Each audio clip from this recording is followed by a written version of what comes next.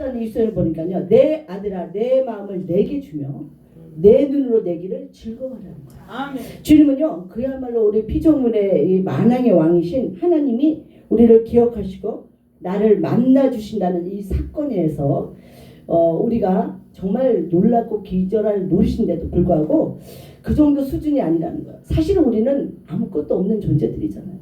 정말 나싱해요. 아무것도 없는, 정말 손에 잡으면 잡을 게 하나도 건질 게 없는 그런 피조물이 존재라는 거예요.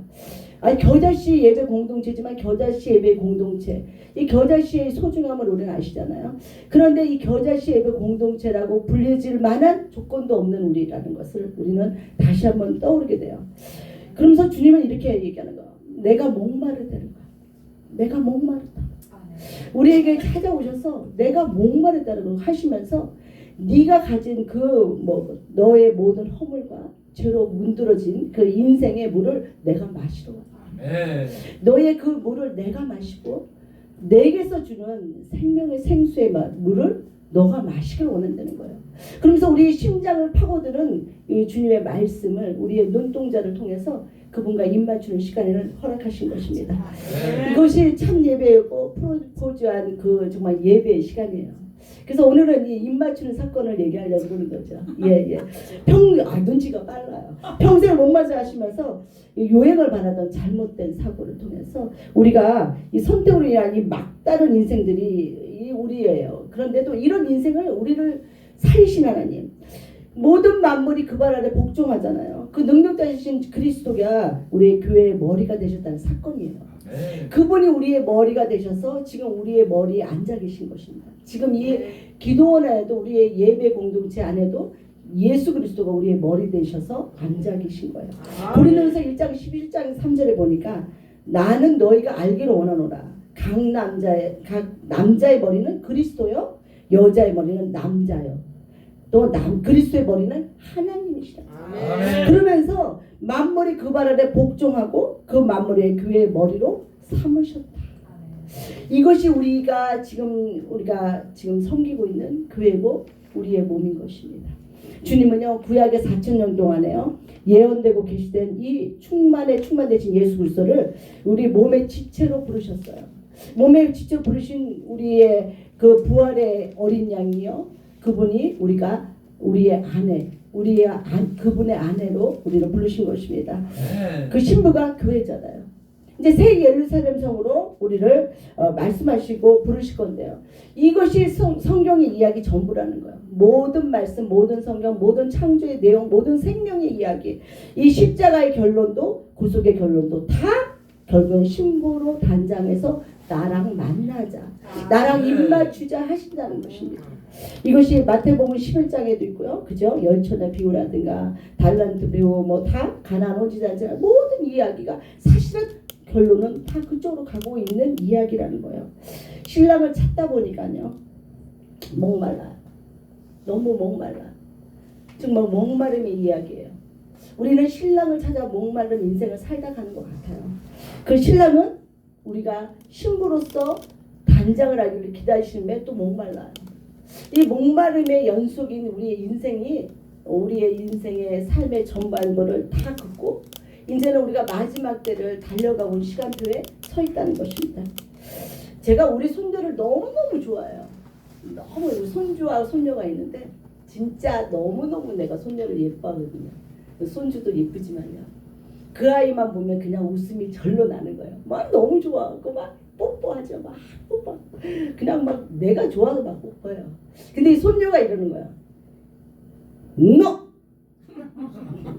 저에게 하는 건 아니고 할머니는 그따 치고 엄마 아빠는 너! 이렇게 하면서 나에게 허락받고 뽀뽀를 해라는 거예요. 그러면서 이 손녀가 하는 말이 엄마 아빠는 너무 시도 때도 없이 나에게 뽀뽀를 한다. 그러니 내가 귀찮아 죽겠다. 그러니 나에게 허락받고 뽀뽀를 하길 바란다고 하는데 그 말을 하는 손녀를 바라보는 우리 사위의 눈에 꿀이 뚝뚝 떨어지고 있는 거예요. 참말로 내가 그걸 보면서 꿀이 저기서 떨어지는 거였구나. 그러면서 우리 주님이요 우리를 바라보는 눈도 그렇다는 거예요. 우리를 바라보는 눈이 우리를 쳐다보면서 꿀이 뚝뚝 떨어지는 거예요. 이렇게 떨어지면서 내가 너를 사랑한다. 아멘. 너는 나의 신부로 아멘. 내가 너를 초청한다. 이렇게 아멘. 하는 거예요. 근데 우리는 이렇게 얘기하죠. 하나님 그거 말고요. 우리에게 돈다발의 생물을 주시옵소서. 아버지여. 나에게 생명의 생수보다는 문제 해결할 수 있는 문제의 길을 주시옵소서. 라고 이렇게 맨날 우리는 하나님과 코드가 참 거창하게 안 맞아요. 정말 딱딱 안 맞아요. 그러면서 우리 옆에 있는 사람을 보면서 우리는 신부를 찾다 보니까 옆에 있는 짝꿍을 찾으려고 그래. 지금 옆에 계신 분들 좀 봐주세요. 내 짝인가? 아니죠? 아니죠? 이걸 짝이라고 찾으니까 평생 우리가 헷갈리는 거야. 이게 짝인 줄 알다 보니까 혹시 그럼 집에 있는 짝? 그 사람이 혹시 이렇게 뭐 그 땡땡이? 내 짝? 그 사람 얘기하는 거야. 우리 성경 보면서 막이는 거지. 그 땡땡이 얘기하시는 거야? 막 이러면서. 그게 아니라 이 땡땡이도 땡땡이지만 이제 우리가 이 번지수를 맨날 잘못 찾아서 어떻게 해요? 이 문을 잘못 번지수 찾으니까 맨날 물바가지 목 바켓스를 받는 거예요. 그래갖고 물세례를 맨날 받아. 물세례를 받아도 해결이 안 돼. 그 다음날 또 가서 번지수 잘못 찾아. 기도하면서 번지수 잘못 찾아. 이렇게 맨날 잘못 찾는데 그 정도 수준은 우리 유재상 회장님보다 좀 나아요. 왜냐면 유재상 회장님이 어렸을 때 거시기해갖고 엄마가 뭐 이렇게 쓰고 키 쓰고 어디 가서 뭐 타고 그래 소금 가게가 받아오라. 야 그거보다는 우리가 조금은 난 수준이라는 거 명심하시기 바랍니다. 아멘. 아멘. 할렐루야. 박수 박수. 아멘. 아 우리가 하늘에서요 우리가 이게 신부로 단장하는 걸 기다렸을까? 하나님께서 신부 단장이 끝나면 비행기를 내려보시겠다는 거예요. 그래서 이 비행기를 타고 올라오라고 주님이 오시겠다는데 우리는요 이 비행기에 기름이 떨어지면 안 되잖아요. 근데 제가 며칠 전에 차를 타고 가다가 야밤이 됐어요. 기름이 앵꼬가 되는데 와 진짜 어떻게 주유소가 하나도 없어요. 진짜 주유소가 하나도 없더라고요. 야 그래서 제가 그랬어요. 주님 이제 앵꼬 불 들어온 지가 꽤 됐습니다. 20km가 넘고 30km가 넘어가고 있는데 그렇다면 이대로 그냥 오라는 거죠. 이렇게 제가 했어요. 근데 이렇게 오는 것이 하나님의 뜻이 아니었는지 마지막에 라스트에 기름 주소가 있더라고요. 기름이 없으면 못 온다는 거예요. 주님은 기름을 채워서 와라. 저는 기름 없이 갈 수 있는 줄 알았더니 아니더라는 거예요. 주님은 이렇게 기름어서 채워서 나에게 와야지 기름 안 된다. 주님은 이 다섯 처녀처럼 너가 기름을 채워서 와야 되지 않냐. 만땅 채웠어요 그날. 아주 이빨 만땅 기름 채우고 여유 있게 집에 들어갔습니다. 제가 알기로 한 10년 전쯤 된 이야기 같아요. 이 콜롬비아 사건이 있었어요. 콜롬비아의 그 가슴을 에워싸고 전 세계 국민들을 태웠던 사건이 있는 거예요. 비행기가 이렇게 가다가 이 아마존 숲가에 정글숲에 떨어졌다는 거예요. 추락을 해서 생명을 앗아갔는데 성인 3사람, 운전사와 2사람, 부부겠죠. 그 사람은 죽었는 시체를 발견하게 됐어요. 그런데 어찌된 경우인지 내 아이의 생명이 안 보이는 거예요. 그 아이들이 어디에 있는지 지금 어떻게 찾아볼 수가 없는 거예요. 전 세계 이 콜롬비아 기사를 보고 전 세계 국민들이 막 난리가 난 거예요. 그래서 아니 어떻게 된 일이냐, 그 생명은 어디 간 거냐 이라고 막 목이 메서 찾고, 생명이 뭐 사람만 있어도 그냥 지금 사람만 있으면 바라는 거잖아요 우리가. 근데 이 사람만 있길 바라기에는 너무 난감한 것은 정글숲이잖아요. 아마존이잖아요.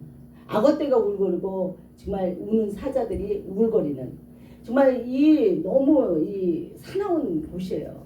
밤이 되면 어때요? 더 이렇게 우글거리는 소리가 더 크게 들리는 그런 아주 험난한 그런 지역이잖아요.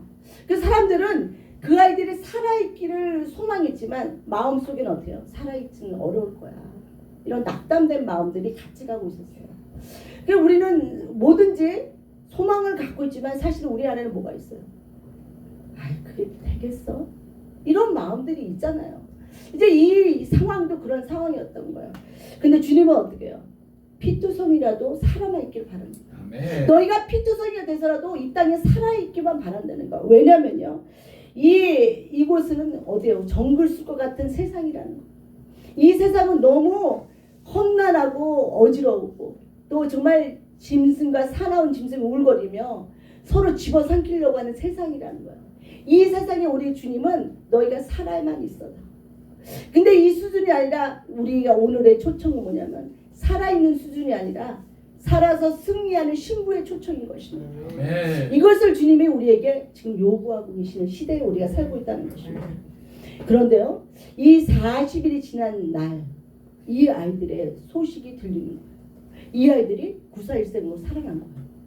이 아이도 941생으로 살아났는데 이 아이가 하는 말이, 큰 아이가 12살이고 막내 아이가 갓난쟁이, 젖먹이, 젖병을 무는 아이였던 거예요. 4명의 아이. 이 4명의 아이가 살아있는 거예요. 그래서 어떻게 된 일인가 물어봤더니 이 12살 먹은 형이 하는 말이, 엄마가 4일 동안 3일 동안을 목숨을 연명하고 있다가 돌아가시면서 하는 말이, 너 어떻게든 살아야 돼. 네 동생들 데리고 어떻게든 살아남아야 돼. 알았지? 그러면서 숨을 거뒀다는 거예요. 이 생명력은요 너무너무 무서운 거예요. 우리가 살고자 의지만 있다면 어떻게든 산다라는 거예요. 결코 내가 의지를 버리지 않는다면 우리 주님께서는 외면치 않겠다는 거죠. 어떻게 사느냐가 문제라는 거예요. 어떻게 살 것이냐가 문제라는 거예요. 이 40이라는 숫자를 왜 허락하셨을까? 왜 40일 날 되는 날 그 아이들의 소식을 듣게 하셨을까? 우리에겐 귀한 메시지죠. 예수를 믿는 우리들에게는 이 40이라는 시간은 엄청난 시간표예요. 40년의 광야 생활을 지내는 우리 인생 속에서는요, 이 40이라는 숫자는 우리 주님께서 허락하신 어쩌면 기회의 시간일 수도 있다는 삶의 기회를 우리가 다시 한번 돌아보고, 또 내가 40이라는 시간 속에 회개를 돌아보고 40년이라는 인생의 시간표 속에 나를 돌아보고 걸어갈 수 있는 이 신부의 영성으로 커가는 승리로 만들어가는 시간표라는 것입니다. 아멘. 이것은 만주에 주신 여호와께서 우리에게 정해준 숫자라는 거예요. 그것뿐만이 아니에요. 하늘의 절대 경영주시잖아요. 그뿐만이 아니죠. 세계를 운영하고 있는 기업주예요. 그뿐만이 아니고 그분은 말씀으로 이것을 통치하고 계시다는 사실이에요. 이 모든 것을 말씀을 통해서 우리에게 통치하시고 우리에게 말씀하시고 너희는 들으라는 거예요. 여호와께서 우리에게 이 40이라는 회개의 시간을 통해서 40년의 광야라는 시간을 통해서 나의 말씀을 듣고 너희는 변화되라는 거예요. 바꾸라는 거예요. 나의 인생이 어디로 가고 있는지, 얼마나 생명이 귀한가를 우리는 깨달으라는 것입니다. 지금 우리는 절실히 느끼고 있어요. 이 나라가 어떻게 하고 있어요. 이 전 세계가 어떻게 흔들리고 있어요. 엄청난 일이죠. 사건이 말할 수가 없어요. 더구나 우리는 불바다에 살고 있네요.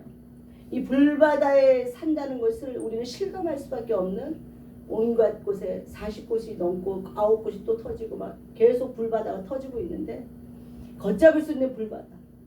정말 누구의 계략인지 알 수 없지만 이 계략 속에 우리가 들어가 버린 이 야성이 우물거리는, 야성이라면 좋은 얘기일 수 있지만 이 짐승의 떼가 우물거리는 세상 속에 우리가 던져진 삶이라는 것입니다. 이 속에서 주님께서 말씀하시는 2가지의 인생을 보게 하시더라고요. 한 인생은요, 생명을 앗아가기 위해서 발빠른 불바다가 되게 만들었지만, 한 곳은 어떻게 하고 있어요? 생명을 살리고자 정말 초라한, 어쩌면 한 마을의 이장이 되고 어쩌면 초라한 월급 몇 번 받는 우리 소방관이 되어서 자신의 목숨보다는 다른 사람의 목숨을 구하고자 하는 우리의 마을의 이웃 주민이었더라고요. 그것이 우리 인생을 바라보게 해요. 우리는 어느 편에 설 것입니까? 여러분들은 어느 편에 서고 싶으세요? 누구의 생명을 앗아가는 자의 삶으로 살고 싶으신가요? 아니면 내가 누군가의 생명을 구하는 자, 아버지의 생명 되신 말씀을 전하면서 이 생명을 구하고자 하는 그 자리에 서고 계시고 싶으신가? 우리는 이때 선택해야 돼요. 하나님께서는 이 말씀을 우리에게 이야기를 하고 계시는 것입니다. 아멘. 우주 공간 어느 곳에도요. 정말 실제적으로 이 목적지를 위해서 주님께서는 실제적인 목적을 위해서 이 땅을 그림자로 두셨잖아요. 해를 만드시고 달을 그림자로 두신 것처럼 이 땅에는 별과 모든 창조물을 하나님께서는 해를 바라볼 수 있는 그림자로 우리에게 메시지를 주시고 계시는 거예요. 이 해를 바라볼 수 있는 그림자로 우리에게 보여주신 이 모든 만물의 창조된 부분을 보면서요, 우리에게 주님 말씀하시는 거예요. 주님께서 아담이 잠든 사이에 아담이 모든 만물을 다 지었잖아요. 근데 아담아, 네 마음대로 이름을 각종 지으면서 나는 지으면서 할 거 없이 네가 지어. 네가 부를 대로 내가 그 이름을 지어줄게. 이런 특권을 가진 아담이 모든 만물을 그렇게 이름 지었지만 정작 그는 외로운 자였어요. 아무것도 없는, 자신의 이름이 뭔지 모르는, 하나님 불려진 이름만 갖고 있는 그런 자에 머무르는 거였어요. 주님은요, 이 아담이 너무 외로워 보여서 갈비뼈를 빼서 하와를 만드셨잖아요. 그거와 동일하게 어떻게 해요? 예수 그리스도의 이 옆구리의 피 흘림을 통해서 우리의 생명을 만드신다는 아버지의 메시지를 십자가에서 완성하고 계셨다는 사실이에요. 이 십자가에 완성하신 이 옆구리에 찔리신 예수 그리스도를 바라보며 우리는 날마다 얘기하죠. 하나님, 나는 아버지의 신부가 되는 길이, 이 가는 길이 맞습니까? 아니면 아버지가 말씀하시는 이 길이 잘못된 길입니까? 라고 우리는 날마다 십자가를 향해서 옆구리에 상처난 예수 그리스도를 생각하면서도 우리는 이걸 직면하지 못한 채, 외면한 채 나의 삶을 돌아보는 끙끙거리는 연약함을 드러내고 있다는 사실이에요. 아멘. 우리의 모든 삶의 주관자 되신 이 주님께서 이스라엘 백성을 통해서 출애굽을 말씀하시고 출애굽을 낼 수 있는 이 애굽의 출애굽을 통해서 우리의 연약함을 더 보게 하셨는데요.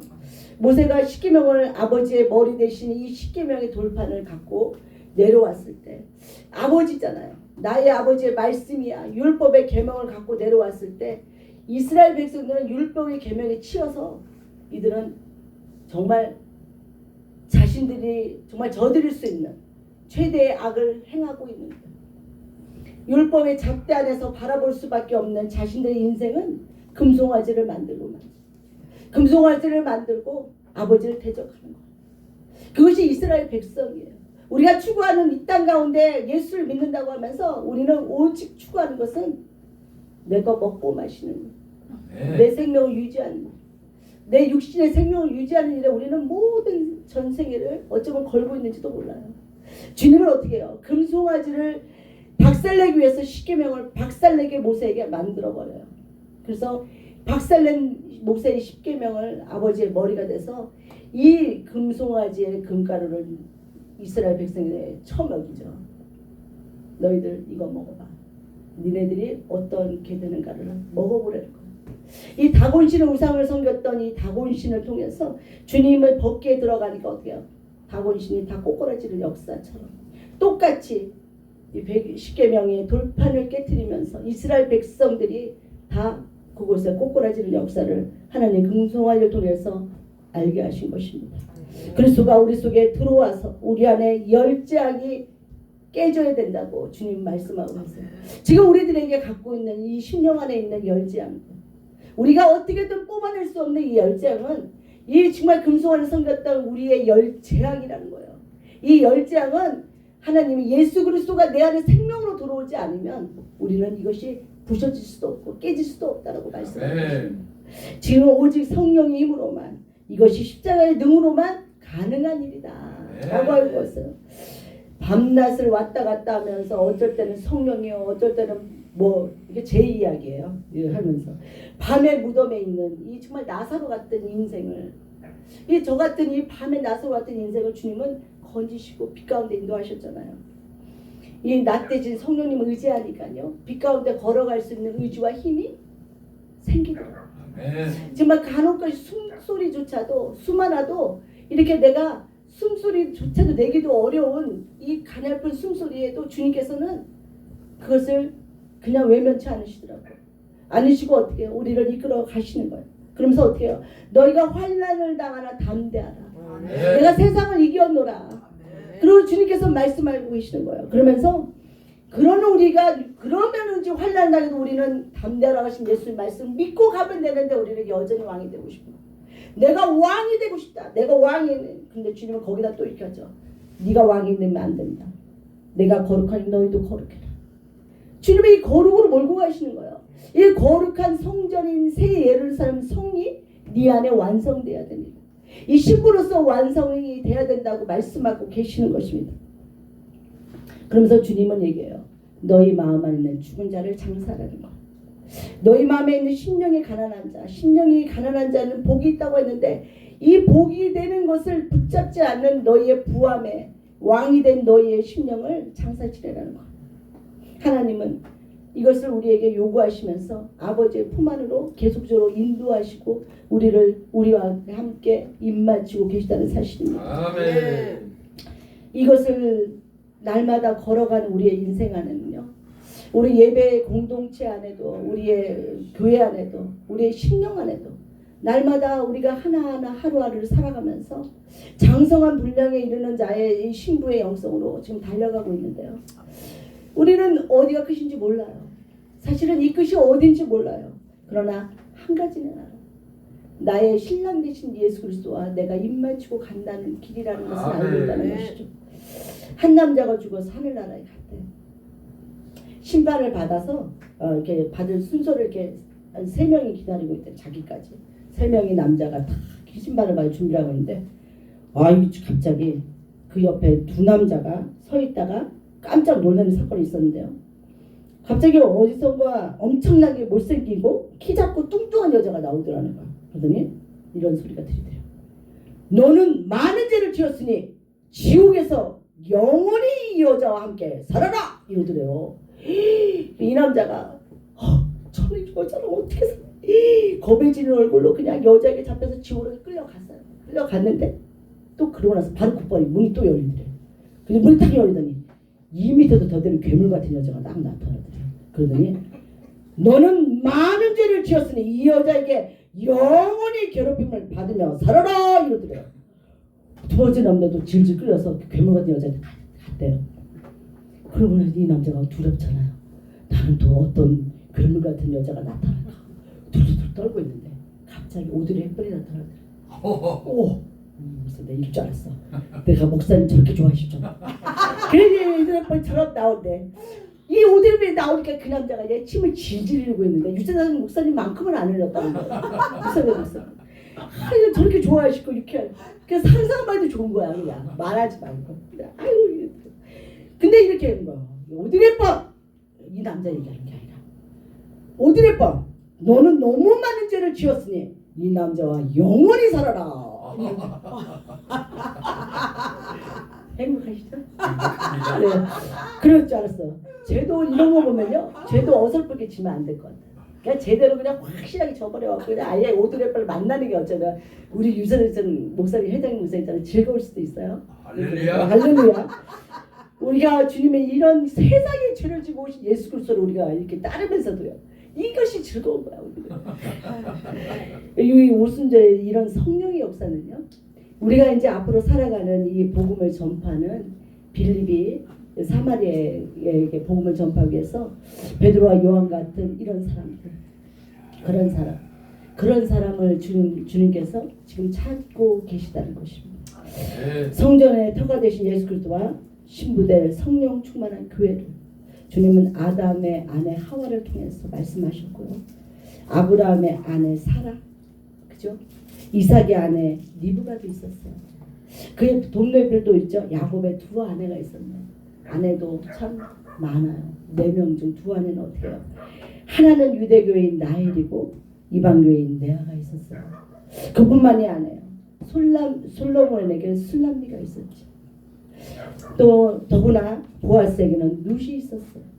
이처럼 이렇게 자신들에게 맞는 배필을 주님께서는 허락하시고 그들을 짝으로 붙여주신 것입니다. 아멘.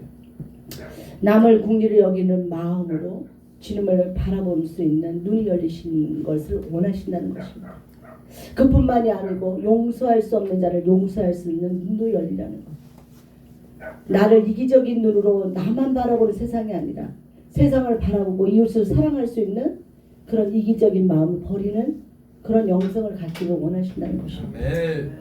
이런 것이 말씀에 순종하는 다니엘이고 또한 무리를 거스르는 믿음의 베드로라는 것입니다.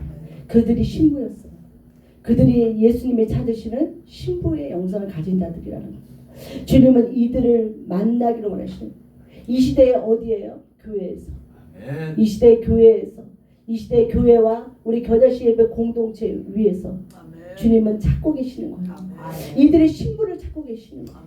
주님은 이런 신부들을 주님은 맞으시면서 은과 금과 또 금과 은과 구리 뭐 그쵸? 보석 같은 성령의 은사들을 통해서 우리는 주님께서 이렇게 달구시는데요. 정금같이 만들기 위해서 어떻게 했어요? 주님은 이 대장장이 손에 붙잡힌 바 되라는 거예요. 용광로같이 지글지글 타고 있는 그 용광로의 대장장이는 어때요? 집게를 들고 이것을 달궈서 자기가 맞는 용도의 그런 뭐죠? 도구로 만들어야 돼요. 그러기 위해서는 지글지글 타고 있는 그 용광로 속에 이 도구를 넣어놔야 돼요. 여러분들 대장장이 손에 붙잡힌 바 되셨습니까? 지금 그 속에서 혹시 지글지글 타고 있는 내가 되고 있는 건 발견하셨습니까? 우리는 이걸 발견할 수 있는 눈이 열리기를 바랍니다. 이 지글지글 타고 있는 용광로 속에 내가 들어가서 이분의 손에 붙잡히면서 내가 어떻게 보석같이 은같이 금같이 만들어지기까지 주님의 나와 함께 나를 떠나지 않고 나의 힘이 되셔서 나를 붙잡고 계시다는 사실을 경험하시기 바랍니다. 이것이 될 때 주님은 이 연합된 도성 안에서 우리와 함께 입맞추고 내가 너와 함께하리라. 내가 너를 도우리라. 내가 너와 연합돼서 너의 인생을 12보좌 위에 앉히겠다라고 주님은 말씀하고 계시는 것입니다. 제가 마지막으로 내가 아는 지인 목사님 이야기를 하면서 마치겠는데요. 제가 아는 목사님께서요. 저를 신학교 가라고 했던 목사님이시죠. 했던 목사님인데 많은 말을 안 들었어요. 많은 목사님들의 말씀을 제가 순종하지 않았어요. 근데 마지막에 딱 걸린 목사님이에요. 그 목사님한테 걸렸는데 결국엔 이 목사님 말을 들어야 됐다는 어떤 마음이 들어서 결국에는 이제 뺑글뺑글 돌다가 거기까지 갔어요. 아까의 목사님처럼 뭐 죽을 고비, 먼 고비, 맨 고비 다 경험하신 고비들을 넘어왔고 저도 그 자리에 이제 있게 된 거죠. 됐는데 그때 이제 목사님께서는 굉장히 카리스마가 있어요. 그래갖고 당신이 말을 하는 것을 안 들으면 이거는 뭐 율법을 어기는 바리새인이에요. 막 이렇게 되는 거예요. 그러니까 아주 실은 정말 저게 사랑이 있는 거야. 저분이 사랑이 있는 목사님 맞아 하면서도 거절할 수 없는 어떤 그런 카리스마를 갖고 계셨죠. 그런데 이제 얼마 전에 남편 사모님 돌아가셨어요. 이 남편 사모님은요 의처증이 있었어요. 그래갖고 늘 목사님을 괴롭혔던 거예요. 평생을 괴롭혔어요. 어느 날부터가 이 의처증 증세가 심해져갖고 평생을 괴롭히는 거. 어디 나가면 어디 갔냐 뭐 했냐 별별 일이 말을 못할 일들이 있었더라고요. 그 사건들과 속에서 경험을 하면서 평생을 살아온 거예요. 그러니 어떻게 해요? 하나님에 대한 이 날카로움은 날로 더 예리한 칼이 된 거예요. 그러니까 어디가 타협이 안 되는 거예요. 자신의 신앙의 길도 나처럼 뺑뺑이 돌다가 겨우 그냥 꿇어박힌 그런 상황 속에 신학교를 갔기 때문에 하나님 말씀이 법이 됐던 거예요. 그러니까 남들이 보면 이해가 안 가는 상황이죠. 그래서 정말 어려웠는데 제가 엊그저께 그 목사님을 만나고 온 거예요. 월요일날. 굉장히 피곤한 몸이었는데 만날 수밖에 없는 상황이 돼서 만나고 왔는데 제가 느낀 게 있어요. 그 몸이 많이 힘들었죠. 갔다 와서. 근데 제가 느낀 게 있어요. 야, 그렇게 카리스마가 있는 그 진짜 뭐 그 칼로 팍 하면은 그냥 뭐 그냥 진짜 두부 자르는 거죠. 두부 정도 자를 수 있는 그 카리스마를 갖고 계셨던 분이 야, 저렇게 부드러워질 수가, 유해질 수가. 그러면서 하시는 말씀이 이제 나는 부러울 게 하나도 없다는 거예요. 이 땅 가운데. 목사님은 이제 하고 싶은 게 뭐세요? 나는 하고 싶은 거 없어. 다 했잖아. 다 해봤잖아. 내가 뭐 하고 싶은 게 있어? 뭐가 욕심이 있겠어? 나 아무것도 하고 싶은 거 없고 나는 다 가졌잖아. 가져서 행복한 건 아니야. 근데 나는 뭐 하고 싶은 건 없어. 그런데 지금 뭐 하고 계신지 알아요? 80이에요. 학교 다니고 있어요. 신학교가 아닌 다른 학교를 또 갖고 있어요. 자신에게 주었던 어떤 그런 부푼 꿈을, 비전을 신학교 외의 것들을 갖고 또 신학을 접목할 수 있는 것들을 꿈꿨던 것들을 할 수 없었던 거죠, 환경이. 근데 이제 남편이 돌아가시니까 그 꿈을 이루시는 거예요. 지금 나이 80에 학교를 젊은 20대 애들하고 같이 다니고 계세요. 그러면서 얼마나 활기찬지. 외모도 20대요. 생각도 20대. 내가 그걸 보면서 야, 하나님은 정말 멋지시다. 이쯤 되니까요, 자녀들이 왜곡된 신앙도 다 돌아오고요. 잃었던 모든 것들을 다 취한 자리에 머물고 계시더라고요. 멋지신 하나님. 아픔만 있는 것이 아니다고. 이 길이요, 가는 길이 험난한 길 같지만요, 결코 험난한 길만은 아니었어요. 그 끝이 있었고 그 끝에는 빛난 새 예루살렘 성이 기다리고 있었더라고요. 아멘. 기도하겠습니다. 하나님 감사합니다.